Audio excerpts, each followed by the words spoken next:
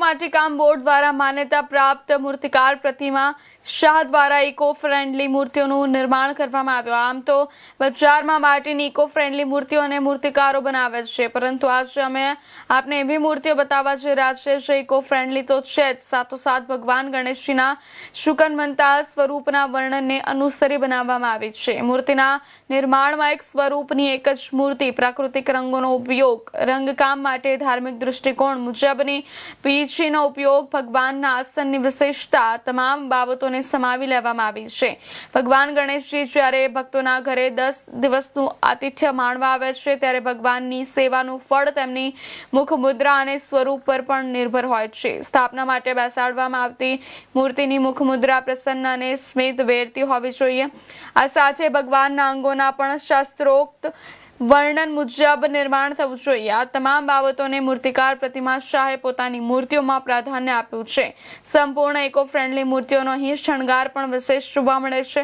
પ્રતિમા શાહ ભગવાનના વાઘા, સાફો અને અલંકારો પણ પોતે બનાવે છે અને ભગવાનનો શણગાર કરે છે। પ્રતિમા શાહ દ્વારા નિર્મિત મૂર્તિઓની વિશેષતાઓને ધ્યાનમાં લઈને રાજ્ય સરકાર દ્વારા તેઓને અનેકવાર એવોર્ડથી સન્માનિત કરવામાં આવ્યા છે અને માસ્ટર આર્ટિસ્ટ તરીકે પણ નિમણૂક કરી હતી। પ્રતિમા શાહ દ્વારા બનાવેલી મૂર્તિ ગુજરાતના અનેક શહેર જિલ્લાઓમાં લઈ જાય છે। તેઓ દ્વારા બનાવેલી મૂર્તિ કંઈક અલગ જ તરી આવે છે, એટલા માટે ગ્રાહકો દૂર દૂરથી તેમની પાસે આવી મૂર્તિઓ બનાવડાવે છે। હું છેલ્લા 11 થી 12 વર્ષથી બનાવું છું અને આ મૂર્તિ શુદ્ધ માટીમાંથી બનાવેલી છે। અને મેં સૌપ્રથમ ટ્રેનિંગ માટીકામ બોર્ડ ગુજરાતથી લીધી હતી। એના પ્રેરણા રૂપે ત્યાંથી શીખીને આગળ આને વધારી છે, જેથી લોકો જે પીઓપીની મૂર્તિઓ લે છે એનાથી દૂર થઈને માટીની મૂર્તિઓ લે, આકર્ષણ થાય અને આપણું નેચરની પ્રોબ્લેમ સોર્ટ આઉટ થાય, એના માટે હું આ શરૂઆત કરી છે। સૌથી પહેલા એક મૂર્તિ 6 ઇંચની હોય છે। 6 ઇંચથી લઈને 3.5 થી 4 ફૂટની બનાવવામાં આવે છે।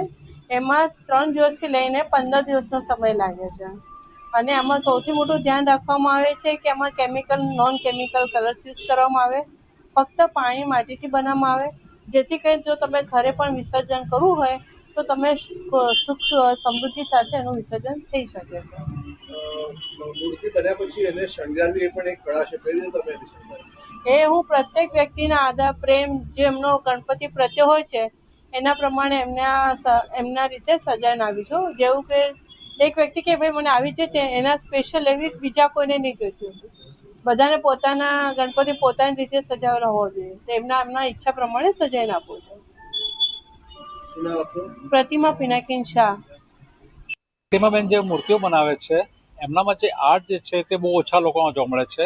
અત્યાર સુધી જે પીઓપીની મૂર્તિઓ હતી તે પર્યાવરણને બહુ નુકસાન કરતું હતું। માટીમાંથી જે મૂર્તિઓ બનાવવામાં આવે છે ખરેખર આપણા માટે ખૂબ જ સારી વસ્તુ છે।